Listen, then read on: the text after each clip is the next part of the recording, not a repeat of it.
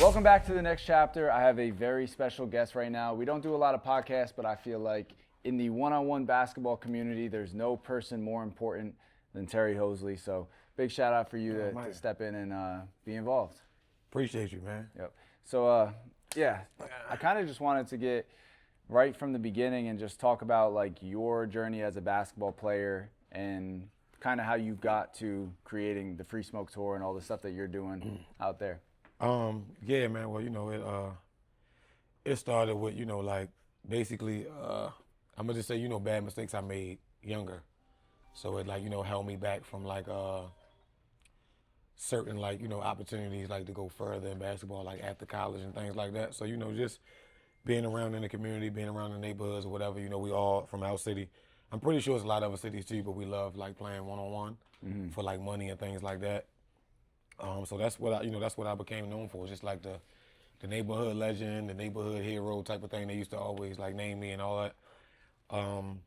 Yeah, but it was just like, the rec leagues, the semi-pros, the TBLs, the ABAs and things like that. And then I just started going crazy with playing one-on-ones. And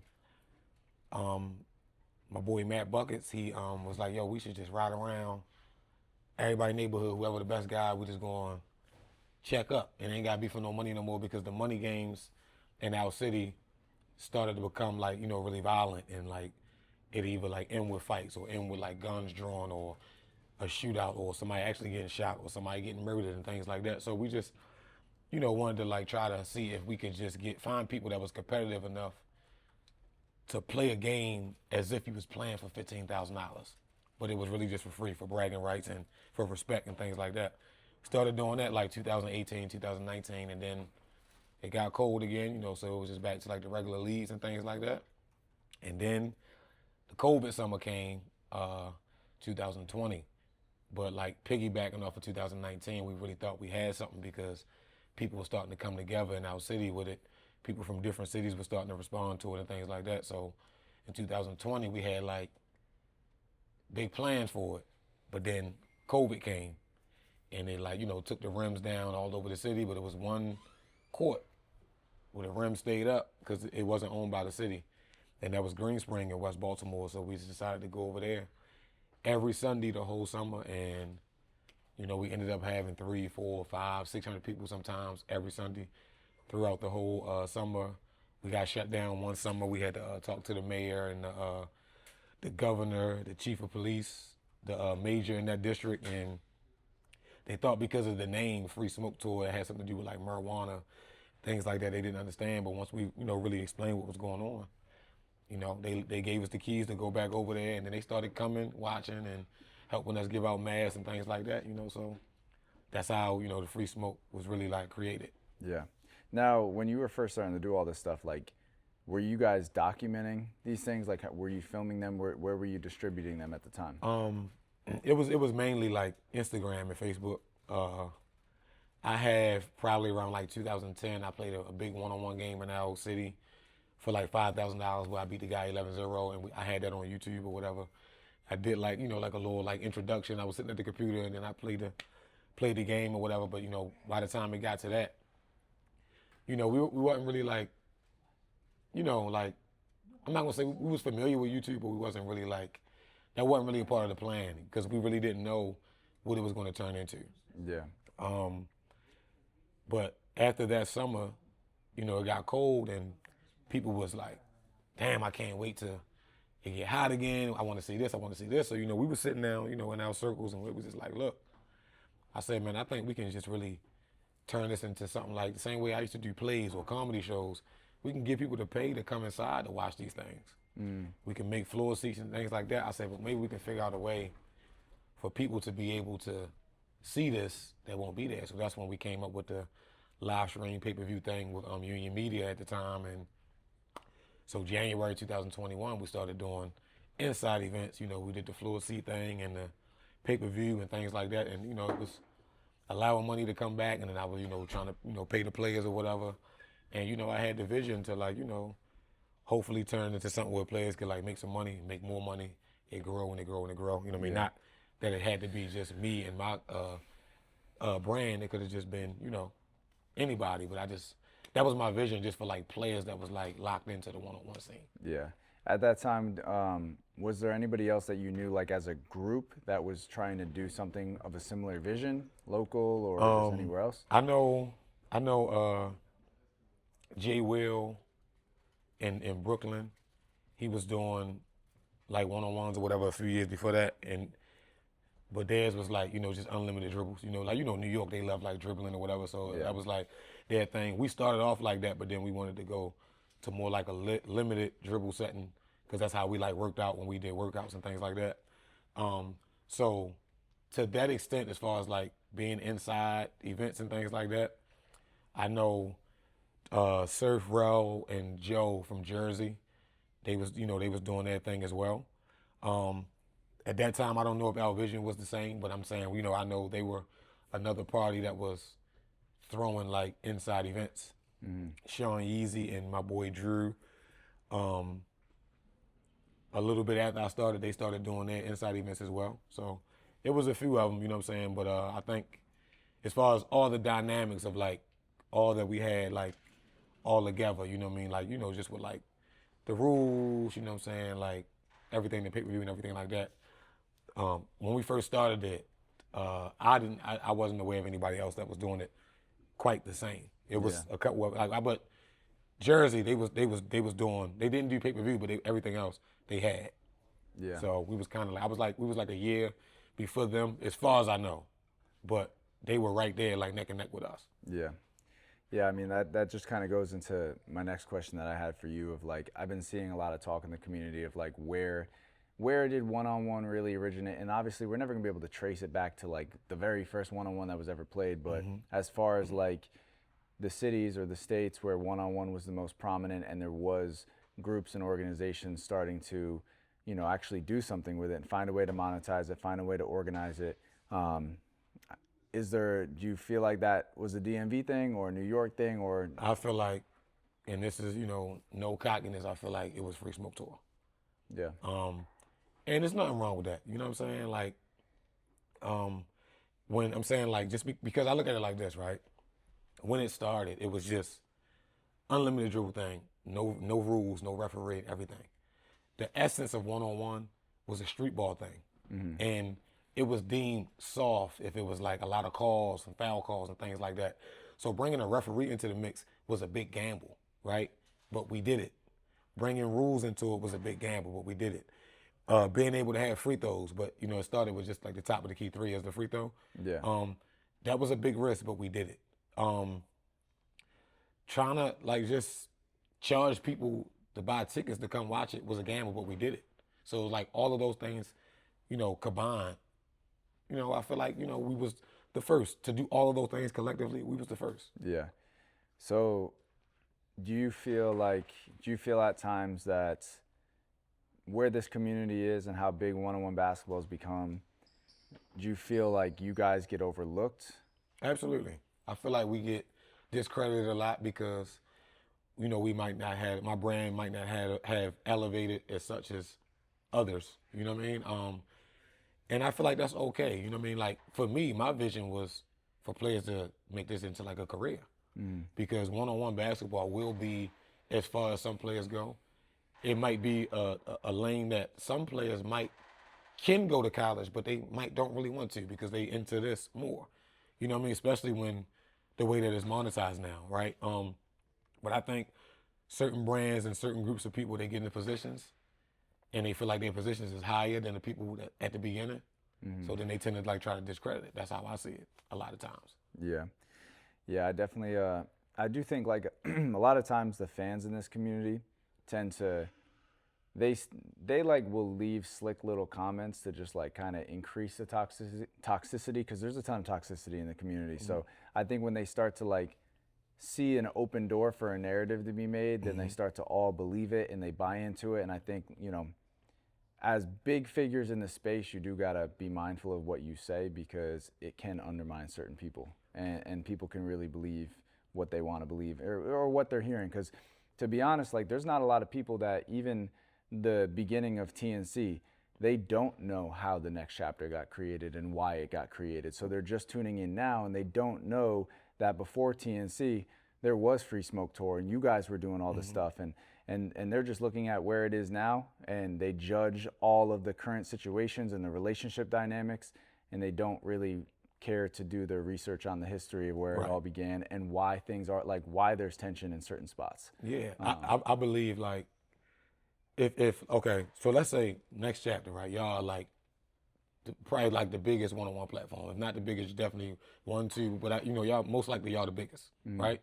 Okay, so y'all being the biggest platform, right? Let's just say, in your mind, right, as the owner, CEO, I don't know the exact title, but I know it's something like that, right? But so what Free Smoke was like before everything else, right? So if you get on some type of platform and you speaking of it, right, and then a question comes up about, do you feel like anybody was doing this before you, yada yada, and then it just be like, nah, man, you know what I mean? Like we really, blah blah blah blah. Then that's when I would look at it like, damn, you know what I'm saying? Like, I'm not pressed for nobody to just be giving me all the credit all the time, but it's like when I know somebody knows something, and then you just tend to try to say something different, it makes it seem like to me you're just trying to erase history because we don't do business together. So you ain't trying to give me no type of flowers or give my brand any type of flowers or somebody else. You know what I mean? It's just like you making it all about you. I'm always on record. I done told you this multiple times. I feel like we was at the forefront, but I feel like y'all elevated it. You know what I'm saying? Like, basically, honestly, you guys really expanded the vision that I had back then. You know what I'm saying? And I'm okay with that. I'm glad that I got a chance to come sit here with you, or a chance to call you on the phone and talk about things, or talk about ideas, or tell you about certain players, I think, or whatever. Or you ask me, hey, I'm coming here. Do you know anybody here? You know the things we talk about. You know what I'm saying? Like, those things are just a blessing to me. You know what I'm saying? But I feel like it's enough room in the whole space for people to get the credit for their part in it, right? Yeah. But I do feel like certain people want credit for things that they did not do. Yeah, I think like, going back to it, I think we connected March of 2023. I think that's the very first time that we worked together when we came out there. The first time was when Nas played Oh, Cat, yeah. I played Moon. And I think that was like... That was in January. Yeah, January of 2023. And then y'all came back in March. Yeah, and I think to kind of go off of like what you said of like being able to elevate it, the background that we had with TNC is we were in the YouTube community, but we were like real content creators. We knew how to like put videos together. You have like an intro vibe. You're going into the game, you're capturing personality. There's some sideline stuff, and we're really like making people characters inside of the episode that we're creating. So when we started doing that obviously that started with the 5-on-5 street ball stuff, like at least in my part, like starting with the East Coast Squad and all that. Like I knew how to design content in a way that could become monetized, but I think like seeing the way that you were running things with the Free Smoke stuff and setting up the events with the cards and all of that, because when we first started doing it, towards like the very end of me working with Balls Life at the time, we used to do a one-on-one at the end of the park videos, and those one-on-ones used to be a ton of fun. Sometimes you had a bad player or you had a good player. It was just very very comical. And I saw that segment, which was as a part of our overall video, was 5-on-5, and it ended with a one-on-one. So I was like, how do I split these two videos up to be two different things? So started to try to work on designing that. Eventually, like without even getting into like all of the details, but got fired from Balls Life at that time. Move over, Slim leaves Balls Life. We start working with the Wild Hunt, and then that's when we had found Moon as well, because there's a ton of history that goes into it. It's kind of tough to summarize it in this, but just to like backtrack, the day that I had been officially fired, A. Millie asked me to go with him to the Z League, which Moon and Millie were supposed to play in the Z League. So we get out there, Millie plays Moon, we're rocking with Moon, and at the time, like I'm looking to redesign a new team because now that I'm no longer with them, Slim steps out and I'm trying to build a team over on Slim's channel. So we built that relationship with Moon. Slim, the tall one, with the bush, right? Okay. But we built that relationship with Moon, and now I invite Moon to come play on Slim's channel because there's not really a spot for him to go play elsewhere at that exact time. So we start hooping with Moon and started to bring that idea of let's do a park video 5-on-5, let's have Moon play a one-on-one at the end.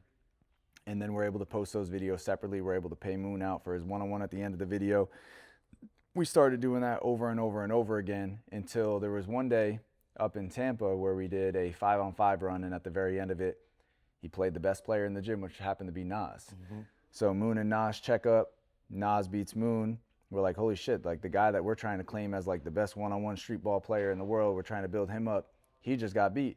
So we start to talk to Nas. Yo, Nas, we want to run this with you. We want to like try to build you up.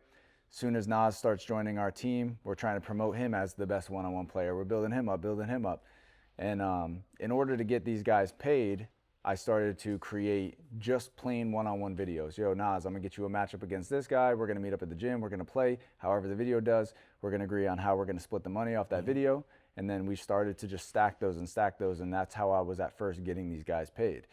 And then it started to come to, you invited Moon to come play. And that was the very first event that I had seen where it was more than one game. You know, like we would show up and you had 7 games in that event, and I'm looking at it, I'm like, okay, well, there's this game. I got a bunch of guys. I got Draco currently on the Wild Hunt. I got Nas, I got Moon.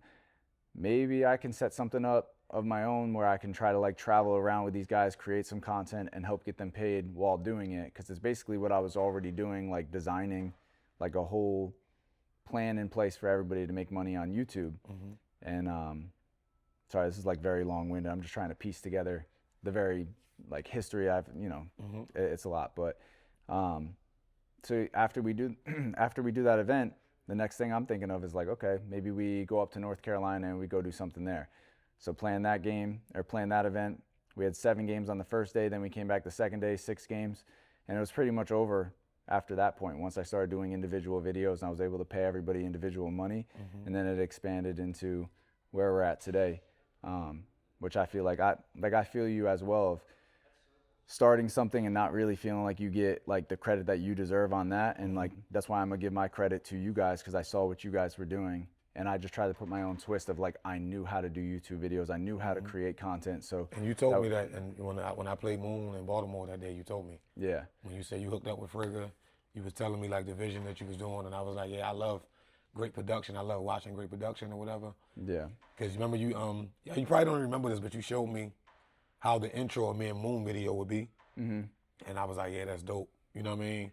Because remember you showed me that, and then you posted that, but then y'all came back. Yeah. And we did the whole Free Smoke versus Next Chapter thing. Like when you bought the twins, you bought Cam and Farmby and everybody or whatever. So, yeah, man, like I said, I'm always on record saying that, you know, a lot of guys can, if they honest about it, can say, I was the first person to ever pay them to play a one-on-one game.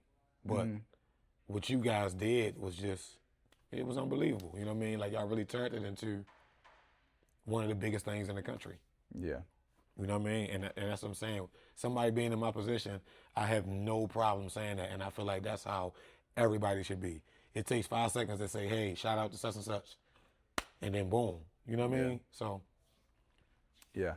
Yeah, I mean, I definitely see it continuing to be like this space. It's like as big as it's become, it's very tough for people to stay out of their egos. And sometimes they get this like delusional confidence. And sometimes they really believe that they are the ones that designed it a certain way. And we created this. And then they'll get out and they'll say like, they'll actually publicly go out there and say, we created this, or, oh, we're building this. Like you can look back like 2 years ago, we talked about building the UFC of 1v1 basketball and like actually really designing it in a certain way where it can have a foundation to last decades and last for a very long time.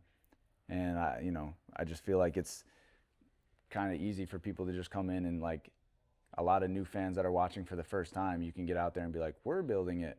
And then they start to believe that. Yeah, because they might don't know any better. Yeah. I know there's tons of fans that don't know anything about like how long Free Smoke been around. If you got somebody with 1 million followers or 200,000 followers or 300,000 followers, say one thing, they got a lot of following, so that's the narrative they paint. But, you know, sometimes, like usually I just ignore it, but like lately, I've just been speaking up a little bit, you know what I'm saying? But I don't really lose no sleep over it, you know what I'm saying? I feel like the real knows the real, and, you know, it is what it is. The space is where it is now, you know what I mean? So I'm just happy to see that, you know, it turned into what it turned into. Yeah. And it's still elevating, going to get even bigger and bigger as time go on. I just blessed that I can still be able to compete at 40 years old and then still trying to see where I can just still be, you know, in the mix some type of way. I mean, of course, I still got my lead or whatever, but you know, just still trying to make sure keep myself relevant enough in the space to help people I come across, to help people that I meet, or help people that I might discover and things like that. Because I do think I am a good discoverer of talent as well. No, for sure. I mean, I think that, like, I definitely would say that it's, you got to see this, you know, this season, and like this is going to come out before the season, but it's getting very competitive. It's getting very intense. Like these guys that get out here, like there's a lot of pros that they would not be ready for this. Like this is way higher level than most people understand.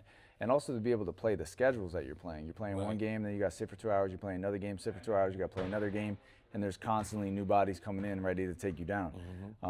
But I would say, like, to circle back to that, like the stuff that you guys are doing, like it's very challenging for a lot of guys mentally to go play in what you have. Like I feel like real like soldiers are built up from your platforms, and like those players can actually evolve and come to a situation like this, and like I feel like they're gonna learn more about themselves in a one-on-one by going and playing with you than they would in these situations. There's a lot of players in this space on whatever side we're talking about.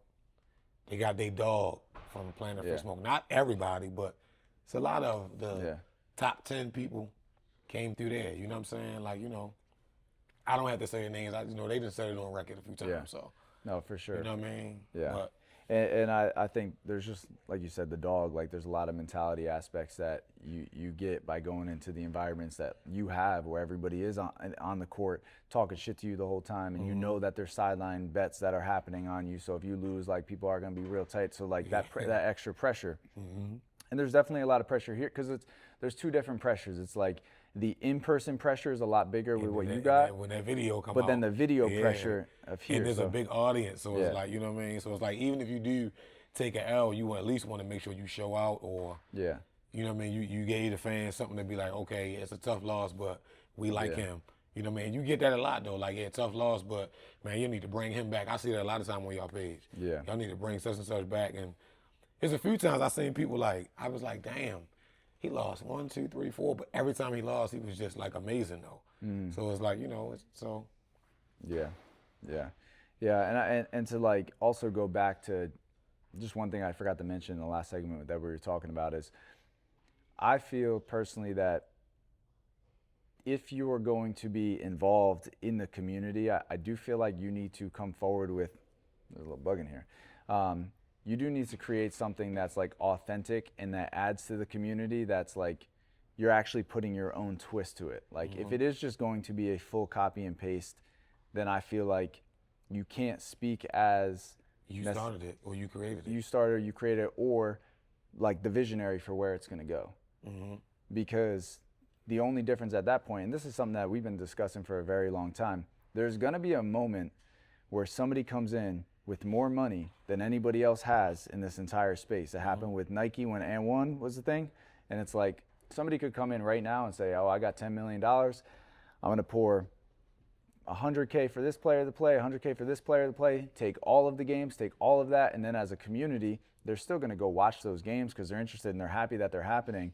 But like the fans that have been here from the very beginning and had seen this grow, like you still got to rock with, like you do got to stand. At that point, we become the little guys. Everybody becomes the little guys when a big brand comes in and tries to take everything. And there's going to be a moment in time where that's going to happen. So the only way that I see the community actually really growing and moving forward is every platform has to offer something unique and authentic that's adding to like all of the, like you can't, I just don't think you can all drive the same direction and expect to grow something. Like you have to add something to the pot. So I've been like very big in the very beginning of just like, don't just copy people, like find your own lane on what it is. And at that point, like I'm cool. Like I don't say much online. I don't want to get into all the drama. I try to stay very peaceful with that. And a lot of times, like also just asking like like TNC fans, like, or Ball is Life fans, Off the Dribble fans, whoever it is, like, y'all add a lot to the toxicity, like an unnecessary amount of toxicity. Like you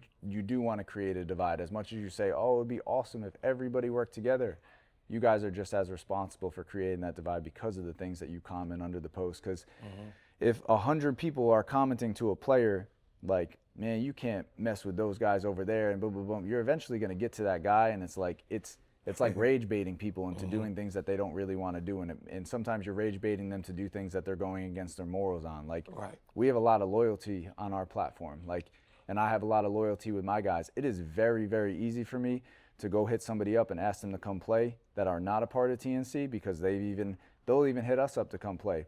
But I don't even like throw that fishing rod out there, because I have so much loyalty to my guys that are taking a lot of sacrifices, that are working real hard to grow this and helping me as well provide for my family and everything that I got going on, as much as I'm trying to help them. So loyalty above everything is where I stand, and like, I'm just going to always stand on principle. Like, I don't need to be loud about it, but that's just like, I'm not going to sell out at any point. Like, if we've talked to a lot of people that have come in as investors, like, that have offered things to us, and I'm like, there's just, once somebody else is calling the shots on like, well, my money's here, so you got to start doing it this way, like, we lose all that passion of that creativity. We love the grind. We love how, like, we love the low moments as much as we love the high moments. The low moments are honestly better, because we do need a lot of low moments right now, so we can figure out how to build the foundation in a way that can last the test of time. Because if everything is going sweet for right now, we're going to get blindsided by somebody that just walks in with a ton of money that just buys out everything.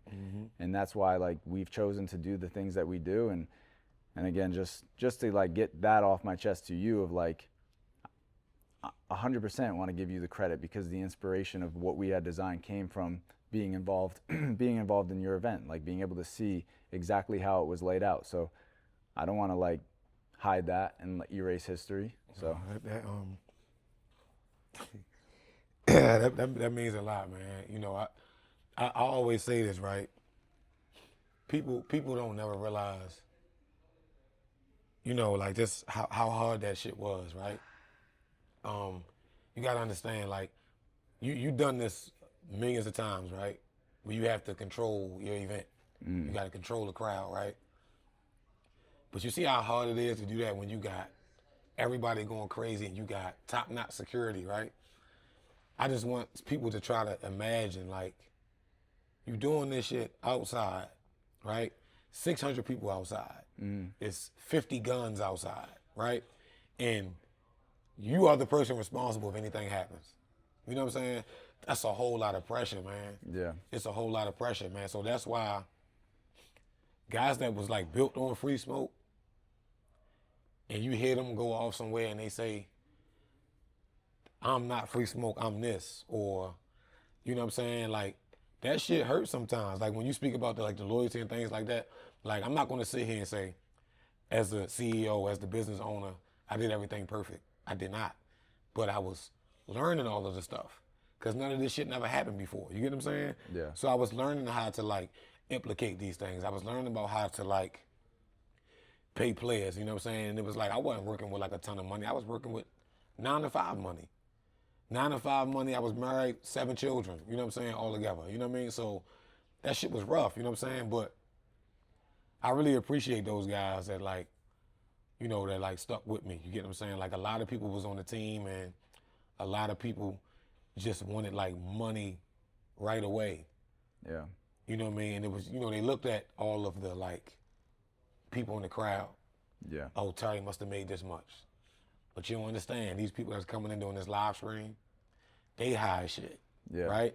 The building is high as shit, because now they say, oh, all these people come. So instead of charging him $500 for the gym, I'm going to charge him $1,700.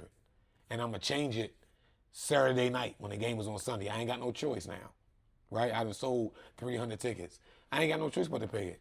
Yeah. You know what I'm saying? Especially when I was unprofessional with the way I was taking the money on Cash App. I might have used $600 worth of the ticket money to buy the merch for them. You know what I mean? It was like shit like that. It was like really hard, man. So that's why sometimes when a discredit come, or like a plain like shot or diss, it'll get to me sometimes, because I'm like, some of y'all was really right there and y'all seen what I had to do, what I was going through. You know what I'm saying? You seen how people switched up on me, or people who tried to, like, steal my format, steal matchups from me. You know, people still do it now. Yeah. You know what I'm saying? So, but hearing you say that, though, man, I ain't gonna lie, that mean a lot, though, man. You know what I'm saying? It just make me feel like I know I was in the right direction, you know what I'm saying? But I know where I dropped the ball at, as far as, like, you know, you know, I just, you know, I didn't have the right team of people. You know what I mean? There's no diss to them. It's just like it wasn't their expertise. Like I got Marty that was with me the whole time. Marty's just coming in and host because he's my brother. You know what I'm saying? Like, but he don't know nothing about, you know, no production and things like that. My boy Kenny been with me ever since I was making movies. Yeah. You know what I mean? I always like try my best to like bring him on trips and stuff like that I go on so he can learn the production stuff so we can just elevate, you know what I mean? Like that, like Joey, you met Joey with the Vision before. Yeah. Joey was there with me from the beginning. Fan I was there. When Trick showed up, Trick's been there ever since then. But look at that though. All 3 or 4 of them videographers. You know what I'm saying? Like, but I got like, you know, Dion, my door lady. It was my aunt at first.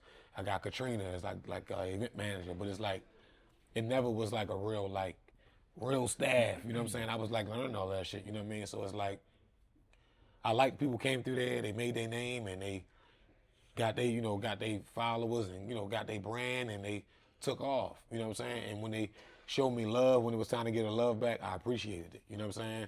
Like a Zay, like a Kel, like all the guys are still a part of Free Smoke. You know what I'm saying? But a lot of guys come through there and they went here and it was just like, excuse my language, but it was like, fuck Free Smoke. Yeah. You know what I mean? And that, you know what I mean? I don't go online and do it, but I just be sitting back like, Yeah. you know what I mean? Damn, you know what I mean? I could have left you on the park bench. I didn't know you. They told me, yo, he was nice. Yeah. Give yo a shot. Give yo a shot. Yo, give him a shot. I would give anybody a shot. At the beginning, it was at the beginning. You know, now, of course, it's a little different, but at the beginning, anybody got a shot. I tried to give anybody an opportunity, and, you know, some people, you know, give you their ass to kiss, like when they feel like they got something better. The goal is for you to get something better. It don't have to be by me. Yeah. You know what I mean? How many times, I'm not going to say his name, but how many times I done told you, hey, man, if you ever get this guy a shot, get this guy a shot. And you was like, man, he be in the DM going crazy, talking shit, just being, you know what I mean, whatever. But I was sticking my neck out. I even told you when we was planning on doing something, man, it's going to be bad if I don't get such and such a matchup.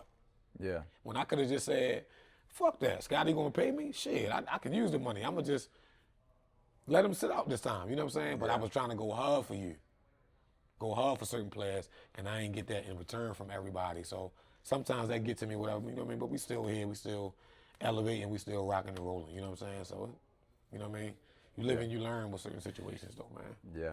No, I definitely can relate to that of just being able to see, like giving people opportunities and putting them on like as big of a stage as you possibly can make for them, and it just kind of going a little bit overlooked and like not really. It sometimes like a lot of the way that we move is like we do want to feel that appreciation because it's not easy. Like we're going to show our ass every single time and put ourselves in a position where if things don't go well, we're gonna get fucked over, but nobody else that like competed and like bought in on what we're doing, we're not gonna let them get fucked over. We'll get fucked over first. And I think that there's like a patience aspect of this space that's like kind of gone non-existent because now there's so many spots to go play. But in the flip side, it doesn't allow for players to grow at like a steady, healthy rate because too fast, that's going to be too much for a lot of people. Like the very first time that you're seen is usually the most important time because everybody's like, they're either going to say, yo, there's this new guy and he's like, he looks ridiculous. Or they're gonna be like, yo, there's this new guy, like, nah, he's not good. So like after your very first appearance, that's when you're gonna be your most hot. Right. So in the space, like when somebody appears somewhere else, like personally, I feel like you should let it sit and let the person that put them on, unless the person that put them on, like if you hit me up and you had somebody going crazy and you're just like, yo, Scotty, I really think you should give him a shot. Cool, I'm a rock with that. But I'm not gonna look at somebody going crazy on your thing and then go, well, that sounds crazy, my bad. Damn. Come on, we good, we being grown, we being grown right now. That was like, insane. But no, like if somebody goes on your platform and skunks somebody, like I'm not gonna just slide over to their DM and be like, yo, come rock with me. Like I'm gonna go directly to you and be like, yo, like, should I give this guy a chance? And I'm gonna say absolutely. Yeah, but I'm not gonna be like, hey, yo, no, fuck that, man. Make Scotty pay you. I'm going to say, no, bro, go over there, get your opportunity and I say all that to say, like, that's more of a message to, like, the players that are in the space. I do think that there needs to be that there needs to be a line of that loyalty and that appreciation for the first person that gave you a shot. Like I get a lot of guys that hit me up that I've seen go play on other platforms in their debut, and I low-key feel like that's kind of grimy that they're hitting me up when I'm like, I know for a fact, one, your episode or video might not have even came out yet, but you're already hitting me up to come play over here. And I'm like, I'm not gonna do that. Like no matter what, I feel there is a principle. Like I feel there's a line of like, no matter what it is, I'm just gonna have that respect to not reach out and do that, because I want whatever vision that company has or whoever it is, like whatever vision you got for the player can finish to grow, it, like can actually finish it, like because I know how disruptive it is. Like I've seen some guys come into this space and their trajectory was like flying up, and then they just flatlined, and then they were never able to get over that hump, or it took them so many games to get over that hump. So I don't know. It's like it's kind of something that like when you're like behind the scenes running a platform, I think you'd probably understand a lot more than the fans gonna like resonate with that and be like, oh, that's reasonable. It's just like that event you put on and you lost a ton of money to try to give that guy a spot and he did really well. Now you're trying to gear up for your next event. And by the time you do that, it's like now he's not even interested to play in your event because somebody else is offering him more money to go play there.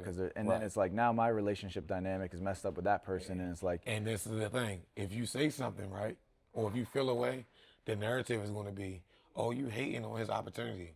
Yeah. You know what I mean? Yeah. So that's why in those situations I just be quiet. Yeah, it's just a really tough thing to like find out the solution for, and it's a tough thing to communicate. And I don't think people are doing right or wrong. I think there's just different perspectives on it. But my definition in that sense of like principle and respect and loyalty, it more so leans into like what we're asking of the player to like be patient and not expect like, yo, in 3 months your entire life is going to change and you're going to go buy a new house. Like, no, it's like this. A lot of these guys that have been here, they've been here for 3 years and they're just now getting in position. But because those guys have been here for 3 years, they're sticking around and they're getting things consistently, and they're, and you know, there's also a lot of opportunity that's missed of like, I personally feel like a lot of guys that are coming out to play basketball, they make a debut on whatever platform it is, and instead of them looking at themselves in the mirror and say, damn, I got a lot of eyes that want to see me play right now. What can I do? Like, should I make content or should I just stick my hand out and ask people to pay me, like wherever I can go get the most money? Being in this space and being able to like, I've built a ton of channels into $10,000, $20,000, $30,000 every single month. I know how much of an upside that there is there, and I think all of these players are positioned in a way where they just got to set their camera up on a tripod and film their sparring sessions, and they can make a couple $100 doing that as long as their name is a big enough name. And I think there's probably 30, 40 people that are in this space that could be doing that. So when I look at them, like, I know you guys are in the gym every single day. So if you make 2 videos a week with each other, you can make that $1,500, $2,000 extra that you're looking for each month, where you're sticking your hand out trying to have somebody else just basically purchase your momentum. And also, like, to help out the platform that you're on for the TNC side, if you come in and now you got 50,000 subscribers, now you become more valuable because you have a platform with 50,000 fans that are going to go buy tickets whenever you play, versus having no personal fans because you don't have a channel and you're asking for a ton of money for the platforms to pay you. But I do feel like you got to come to the table with your own fan base. And so far, out of everybody in the space, I don't even know if 2% of the people have actually taken advantage of that opportunity. If you think of the 200 players that have touched the space, or 250, like, you can probably name less than 10 that actually have a YouTube channel that they're like caring about building their name. Yeah. It's tough, man. It's tough, man. It's a lot of dynamics, man. It's a lot of.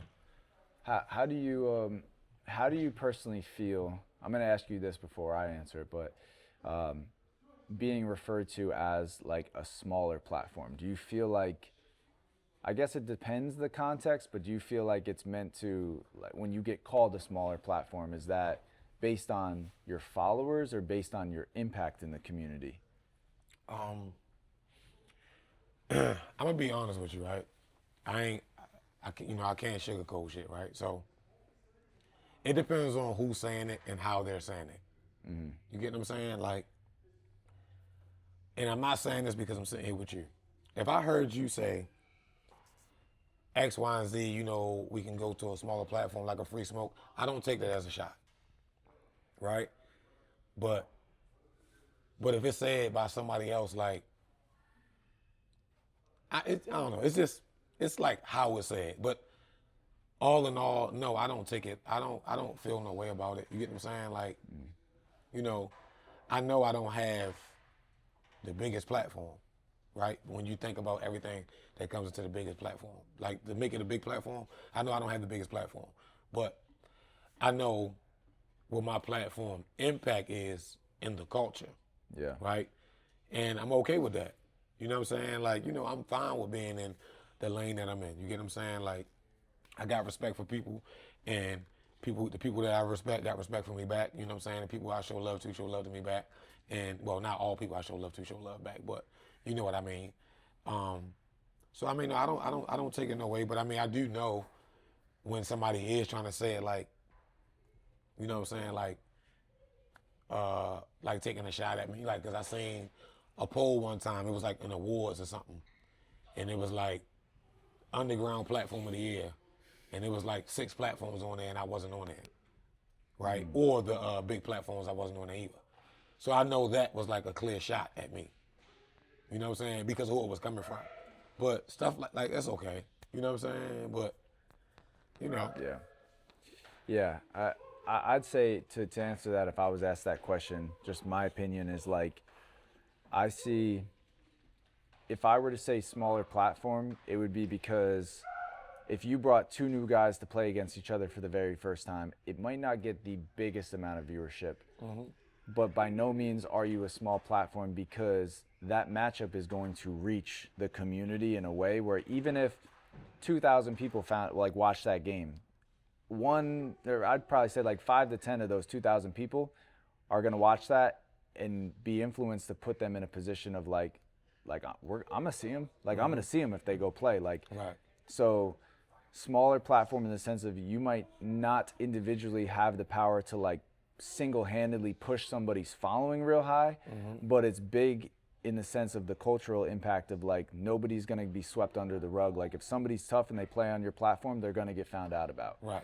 So that's where and the only thing that makes it smaller platform is maybe just not not having the production side where you're just like cranking out YouTube videos and building your YouTube channel. But like from a cultural impact, there's no way like a Free Smoke and a Junes League, for example, those might get looked at as like small. Yeah, they might get looked at as smaller platforms, but they are literally like the most impactful platforms outside. Like, you really find out who's real tough by going and seeing the guys that play over there. Yeah. So, and I see, and I feel like how everybody always, when they get under the gun, they always go with this, how can everybody be together type of thing. That could be a connection. You know what I'm saying? Like, yeah. Me and James Lee platform could be the platform. It could be more like I don't know, like I don't want to say like a training, but like maybe like a testing platform. You get what I'm saying? Yeah. You know what I mean? I don't know, but yeah. I definitely agree with you. You know what I'm saying? Like, I know the numbers that my platform will reach is not like a y'all platform, but I do know the impact it would have. I know that people over here would respect somebody that would go crazy over there. Yeah. They would think they, deserve a shot and things like that. So it's like, I don't take it in a negative way. Yeah. If it's called a smaller platform when it's in that context. Yeah. Yeah. No, I actually think, and we've talked about it. I think a really cool idea would be someday, because I know that if there was an event where it was like a Free Smoke pairing up against the Junes League, like you guys would go recruit 6 to 7 guys that instantly, just because maybe they'd be seen on a bigger platform, those guys would all be stars. Like, you guys are going to choose the right people because you know the best players that are in that area, and that like you guys have the vision of like knowing who's real tough. And hopefully someday we're able to execute on that. I know we've been talking about that for a minute, but all like good things, they just take some time to build. And like I'm grateful now, like we have our own facility, so like it genuinely is not it's not that hard for us to like plan to boot up a live, and it's like, yo, Junes League, Free Smoke Tour, let's find a way to work together to create a revenue stream for all three parties. Let's put on a fire event.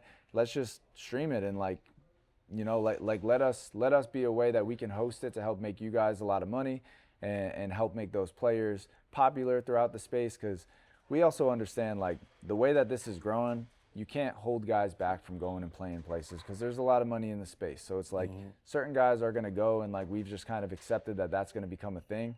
But the thing that I really want to do with TNC is I want to be a space where everybody can, like, all you got to do is just hit us up and be like, yo, no ego, no pride on this.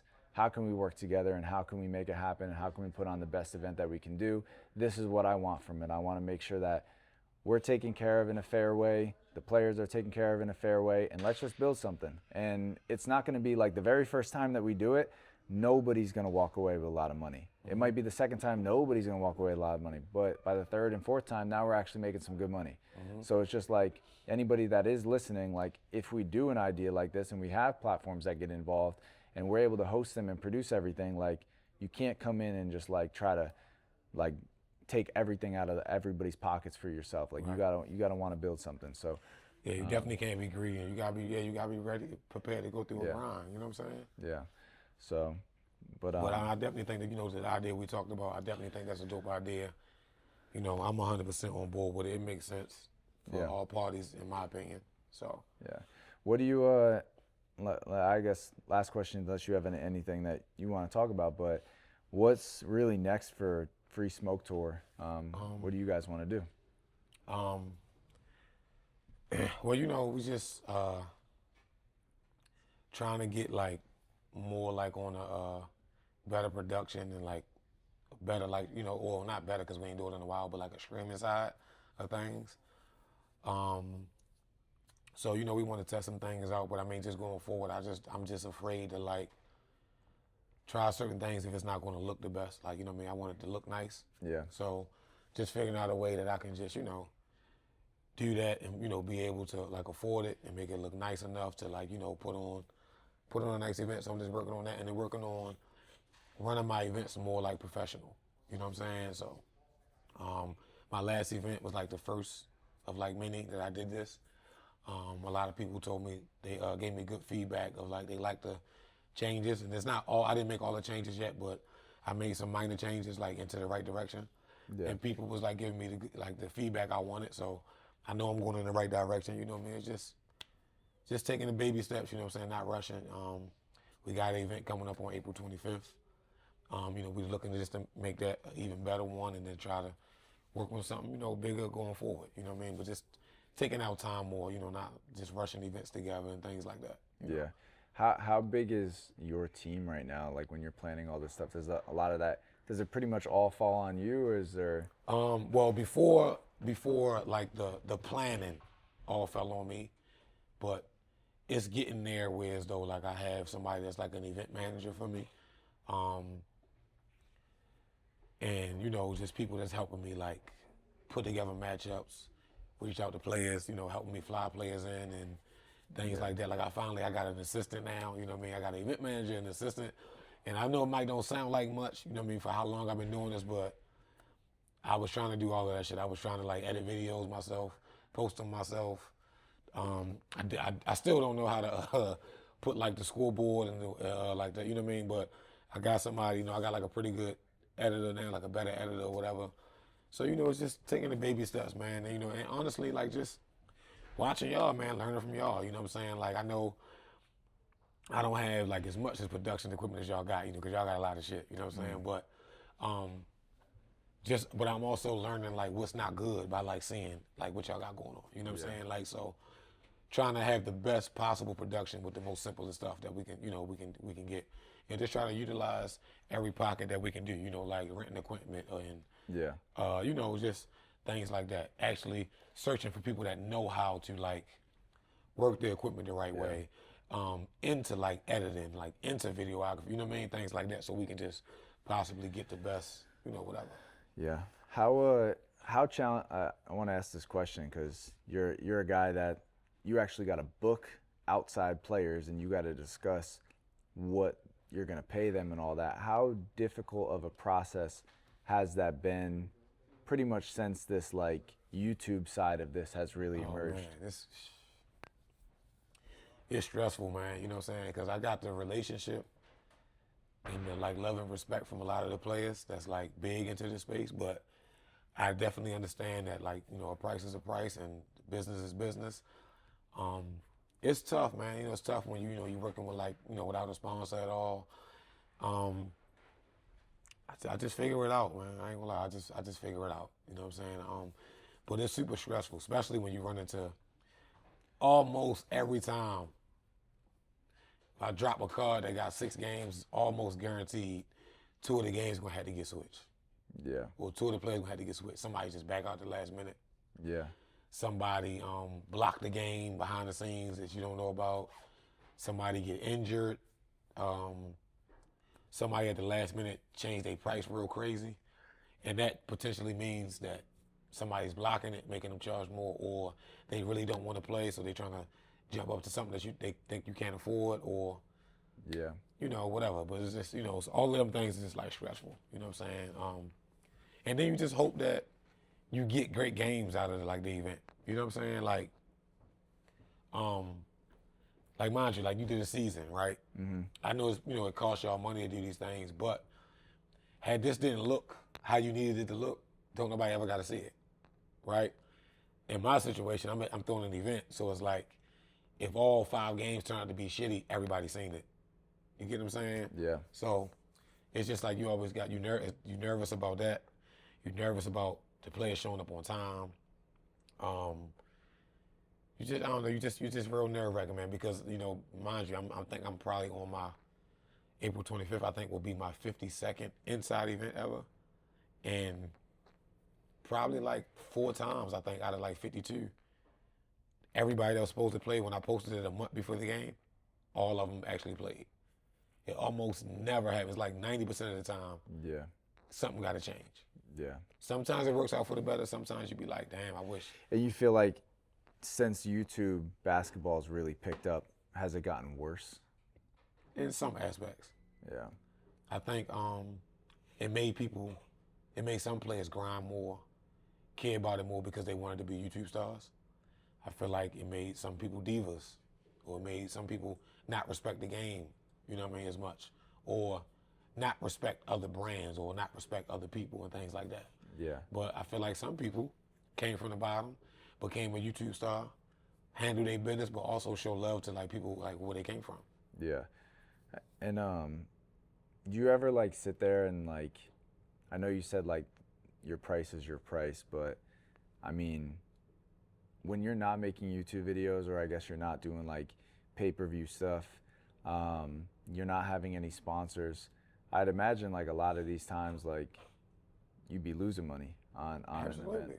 So Absolutely. like, you know, I more so I'm saying that in the sense of like I understand that side, because when we do pay-per-view games, like there's a lot of asking prices where I'm like, bro, like I genuinely won't walk away with making any money on this side. Right. Like, Yeah, that happens a lot for me. Like, you know what I mean? I just care a lot about my community. Because Yeah. my community really loves free smoke. Yeah. I care about it, but I don't want to keep taking losses, so that's why I'm putting my foot down and really like working hard to like make it more professional and make it more like make it make sense more. You know what I'm saying? But what you were saying, like, Yeah, same thing. Like just like we've even put our foot down in some situations, because as much as fans want to see certain games, it's like there does need to be that money side of like we do got to operate as a business. So in order to make certain games happen, like we're not gonna just step in and be like, cool, like we're gonna just like lose a ton of money on this because people want it. Like no, because if we do that, then we're gonna sacrifice things that we're trying to build in the future. So we have a steady pace that we want to grow at, and I feel like you said, you're putting your foot down, and that's probably because you want to gear up to actually continue to build even further, rather than just focus on the event you're doing next weekend, or focus on the event you're doing in April. Like what are you gonna do in May and June and July, and like continue to expand on that. And you know, people probably don't give you like the patience and the grace. Like you've probably done things where you've taken 3-4 months off, right? And people are like, damn, are they done? Like, are they washed up now? Like, does they like? And then you got to sit there and deal with that, and you're like, you're reflecting, and you're like, damn, the reason I took this break is because I got hoed. Like I'm not gonna go publicly say like Right. I got hoed by this person, that person, this person, or this went wrong and this facility did this to me and this is that. Yeah. Like you're just gonna like as a man, you're gonna be like, fuck it. Like I ain't gonna say shit. I'm just gonna take this one on the chin and I'm gonna build for the next thing. Meanwhile, everybody's gonna say some stuff about you. So, you know, like I'm glad you're positioning the stuff that you're building to like actually be more sustainable than like taking L's on certain things. So Yeah, man, it happens a lot, man. You know what I'm saying? Like, I took a lot of sacrifices, man. Like, you know, when I was married, it was a lot of like, you know what I mean, like in-house problems about losses I took, you know, with free smoke. You know what I mean? That like affected the household sometimes. You had to work extra hard to fix the things in the household, you know what I'm saying? And, you know, I just don't want to go down that road again, you know what I'm saying? I feel like that's what kept me behind for a while. You know what I'm saying? Like we're elevating, you know what I mean? Being too nice, you know what I'm saying? Just, you know, just allowing like certain people and certain players to like, you know, like run over top of me and things like that. So yeah, you know, I just gotta, you know, just, you're trying to run a business, man, you gotta really be serious, you know what I mean? Yeah. And sometimes people might look at you like an asshole, but, you know, if I know I mean well, yeah, then you know you probably feel that in the sense of like when you book one guy for one event, but you don't book him for the next event. Now that person's energy is kind of like, man, like fuck you, like. Or it's nobody has no type of privacy or like integrity about anything, right? So it's like you book a guy and they say, all right, look, OG, I need a flight, a hotel, I need $1,000, right? And a deposit, you know, before I promote it. Okay, cool. Now when you go book the next guy, you really feel like he's not worth more than the guy you just booked. Like, you know he's not, as far as like, status wise and everything. Yep. But they cool. Yo, what did he give you? Shit, he gave me $1,000, right? So then now when you come to book him, here he come. Yo, shit, he only really worth $200. Like he should, you know what I mean? Here he come. Yo, can I get 800? Bro, nah, I can't do that. Why not? Okay, well, let's break it down. Okay, you know, whatever. Damn, but you gave such and such this much. You know what I mean? And then what I used to do, I used to just accept it because I care about the person he's playing getting the opportunity, right? And I just stopped doing that. Yeah. You know what I mean? It's just like, no. Yeah. I know with some certain people, you know, with me, like, you know, telling you about guys I wanted to come, like, from over here to come play, whatever. I know they status and whatever, so it might cost me, right? But it's like, I just keep it simple. Like, I can't afford it. I can't afford it. You know what I mean? Hopefully we can work out something, you know, later or whatever, but yeah, so. Yeah, I mean. And then, not to cut you off, but then when you take that loss like that to get that player opportunity, and then that player turn around and like talk shit about you, you know, that's the stuff that hurts. It's like, damn, you know what I mean? I done paid so many people, like I done book people, right, to play certain people, and they might say, yo, look, just give me what Juniors League give me. They give me this and that. But me and Jazz talk all the time. I know he don't give you that. Yeah. Right? But you're going to try to get that from me. But I let you get it because I care about him getting the opportunity. Right? So then you get the opportunity. I'd have to spend all of that shit. And I had to do all of this shit. Get all these fucking T-shirts with y'all name on the back, and 2 of them y'all backed out the game. So I'm walking around with a motherfucking shirt on the back that say Jimmy, you know what I mean? And all this shit, right? And when it's over, you lose the game, right? And then now I hear you, fuck free smoke. How? You know what I mean? Yeah. I done paid somebody I believe that's only worth $400, $1,000, just to get you to win. So we dropped the video, and people like, y'all see it. You get what I'm saying? Yeah. And then you might say, hey, Tari, what's up with this guy right here? You know what I mean? And then I'm like, yes. You know what I mean? Yeah, man. If you can, give him a shot. I think he can do. I think he can do this. But then that person that comes back to you, like say we give them the shot, and then they go back to you, and now their price is like way different. Like that's where I feel like that's not. People shouldn't do that to you. because you're the only reason why they got that shot. But that's why I got the utmost respect for a lot of people, but these two people in particular, Zay and Kel, right? Because Kel let me know this business is business. But I don't forget where I came from, so he always try to, Yeah. you know what I mean? But I don't never try to shortchange him either. Yeah. You feel what I'm saying? Yeah. No, But everybody not like that. I relate a lot to, you know, what you were saying about, like, you care so much about somebody getting an opportunity that you over deliver on, like you overpay somebody to put them in that position to play a guy you really care about. Right. And then when that guy is like, oh, well, you paid him that, but it's like, you don't realize that was like a sacrifice that we took to give you that position for you to become a superstar if you hold it down and you do your thing. So like, let's be for real, Scotty. If I know you paying somebody $500, why the fuck am I paying them $1,500? Yeah. You get what I'm saying? That don't make sense to me. And no disrespect, but he come over here and he lost his first 2 games. His only 2 games he lost bad, right? Then you come to me and you like, shit, I played on next chapter. I need $1,500. You know what I mean? And the old me would be like, I want you to kick his ass. I'm gonna pay that shit, right? But then you lose, and then you talking shit about me. So now I done let myself get robbed by him. You lost the game, right?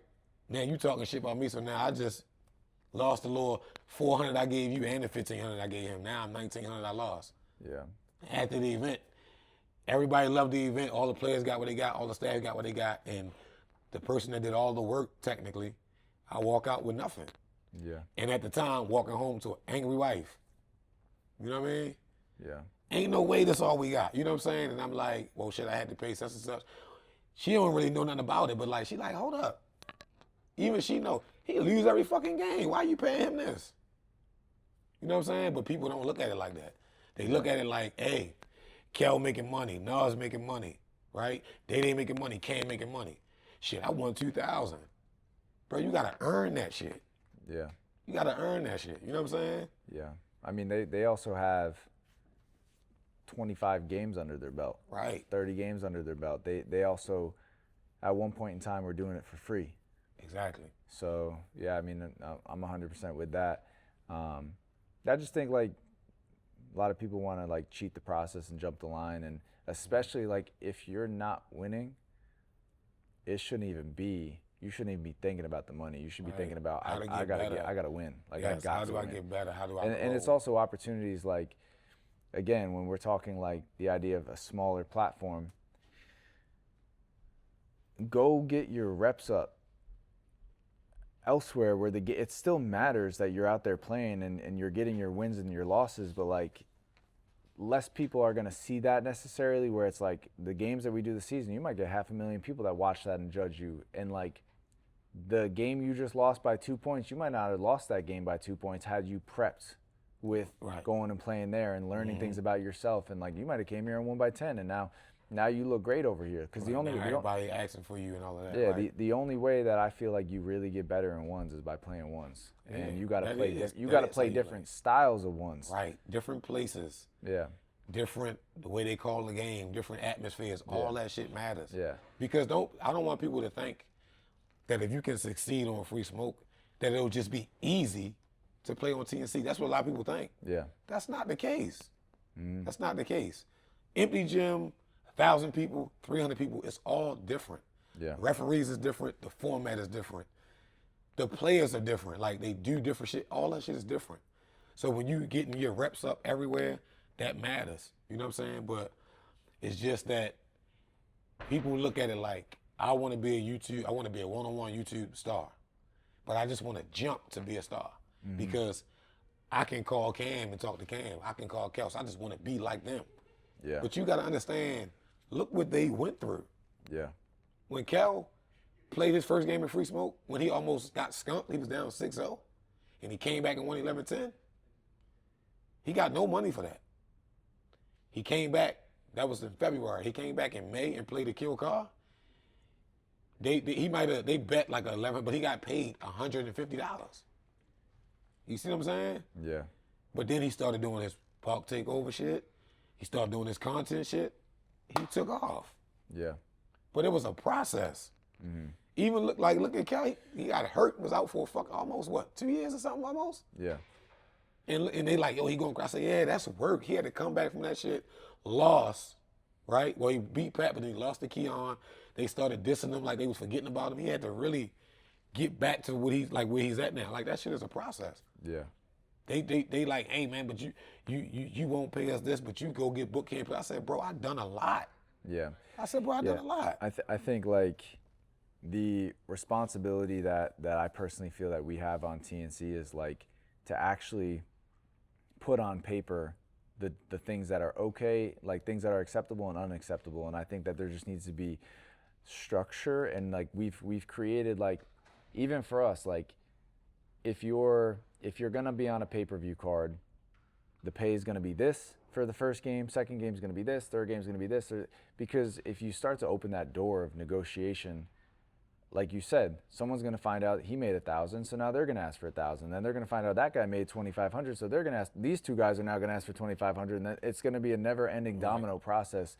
But if you just keep feeding people's, like, egos in those situations, the fans are going to love that you delivered the matchup. They're going to love all that stuff. But in the back end, it's like you're creating, you're creating like a crazy, like, cancerous environment of, like, a never-ending, like, players have all of the control over every single decision, and then you can't carry out the vision. So like, there needs to be a, hey, this is what gets paid. We feel like this is beyond reasonable and fair. We'll show you the numbers. We'll show you where we're at. Like, you can't ask for more than we can give. Like, if we genuinely don't have it, like when I've looked at guys, especially like if TNC is looked at as the biggest platform for one-on-one basketball, sometimes I'm like, how, like, if your price, let's say your price is X amount and we can only get you 80% of that, and you're just like, nah, I'm not interested to play. At that point, I'm just gonna be like, cool, I'm never gonna work with you ever again, because this is all that we're gonna give you we're gonna give you as much as we can to still operate our business, and you don't wanna come here and play and, like, potentially, like, have a huge platform to get exposure and grow even more and make your name even bigger. Like, to me, it means a lot when I hit a guy up and I'm like, yo, will you come play? Like, a lot of guys now are saying, yo, I'll play for free, I'll fly out, I'll do this. Like, you don't even got to, like, because they just want the opportunity. And then I got guys here that, yo, are you down to play a one-on-one in a YouTube season? I know it's not pay-per-view status, and they're like, nah, I'm really only trying to play pay-per-view. So I take that as, like, fuck it, then you don't want to build. Like, because at one point, you weren't making any money doing this. You weren't a professional overseas. You weren't getting paid off of YouTube. I remember when you got on here, you weren't technically worth a price yet, because nobody knew who you were. So now in the back end, to get to where we are now, if you're going to turn down a game, I just feel like that's like a big slap in the face.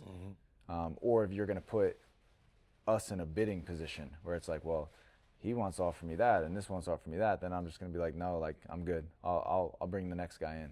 Right. Honestly, that's just how I feel on that. But yeah, I mean, it's a tough space because it's never been built to this degree yet. Like, there's going to be so many mistakes, and like you said, you're the first person to do it in, bring it indoors and to put a rule behind it and do all that. Like, you're taking a risk, and like, at first people aren't going to fuck with it, and then once they see that it plays out, then they're going to start supporting it, and it just becomes the norm. But it's like you had to go through it for it to be the normal thing. Now, if you go somewhere and watch somebody play one-on-one and ain't no referee there, it's like the shit don't count now. Yeah. But I remember a time where a referee wouldn't be allowed. You know what I'm saying? But now, if there's no referee, it'd be like, what the hell is this? Our last season that we did before this one, Chapter 2, Season 3, a lot of people, I was looking at TikToks, people saying, TNC fell off, TNC is washed now.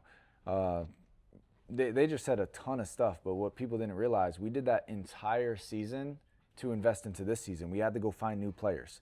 So when Cam's not playing a one-on-one, and Rob's not playing a one-on-one, Moon's not playing, Lat's not playing, Keon's not playing, C4's not playing, like, all of those guys weren't playing because I wanted to give other people opportunities to find out who was going to be the next guy that we can bring in. And we had a ton of them this season. So, like, cool, you can, like, call it a fall off, but it's genuinely just an investment into finding new guys. And then when they see this season, like, they're going to see this podcast before the season. So when they see this season, you're going to find out that all of that was worth it. And then you're not going to say that they fell off. You're going to say, hey, they just took that risk. They took the same risk that you took, bringing it indoors and having refs and all that stuff. So I just feel like taking a risk needs to be more appreciated because it's not easy to do. Yeah, it's definitely it's not not, easy to man. do, especially when you have other platforms that are on your coattail that are getting a lot of attention as well. So and personally, I do believe there's a world, and this will be the world. All platforms are going to exist. Everybody's going to do their own thing. I think trying not to make it too much about who's better here, all of that banter and whatnot, I actually think is very divisive for the community.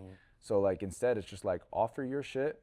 It's fire. Keep rocking out with what you got going on, but the platforms that are taking the true risks, we've done seasons with all new players, or we've gone to certain cities where they didn't think there was a hoop culture, or we've taken certain games it's a lot of, I feel like we take a lot of risk for the greater good, and I feel like it gets overlooked at times, and it's very easy to just gravitate towards where your favorite game is currently happening instead of just where the future is silently being built long term for all of this stuff to exist at a bigger scale on. So it's tough to talk about it because as I'm saying it, I really don't want to create no problems with anybody. Right. I wouldn't say that it's necessarily it's so sensitive. It's just because there's no open line of communication and there's so much toxicity that comes in from the fans, it's so easy to believe that there's a genuine beef that exists. Right. There's only one beef that I have, and everybody knows who that's with. Right. That's my only beef. Nobody else. It's not who they think it is either. Right. So it's yeah. But Yeah. Well, I mean, I know, you know what I'm saying, but yeah, it's tough. It's a tough space, man. The shit is just, it's a lot of cutthroat things, and man, it's a lot of envy. yeah. When it doesn't really have to be, you know what I'm saying? You know what I mean? It doesn't really have to be. Everybody promotes their platforms like they doing well.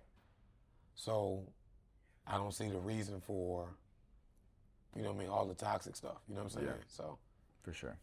Well, I know this was a very out of nowhere podcast, but I felt like it was a very necessary one, and it didn't really have much direction when we started talking. It was just just wanted to try to get into some conversations about it because I think it's very important for everybody that is watching TNC to understand without Terry, this space doesn't exist, and I think that anybody that's overlooking that is just being lazy and not doing their research. So I want to make sure that it's heard on TNC that you are a pioneer of this space and you designed a lot of the things that we carry on over to here today, and that's why it just made sense to have you a part of this season, and I'm glad you were able to make it happen. But yeah, just appreciate you. I appreciate you too, man. Always, man. Looking forward to, doing more in the future. You know that. Most definitely. All right, y'all, leave a like on the video. Subscribe to TNC. Subscribe to Terry's channel. I'll link it down below. And just, do your research. Yeah. Ready? We out, man.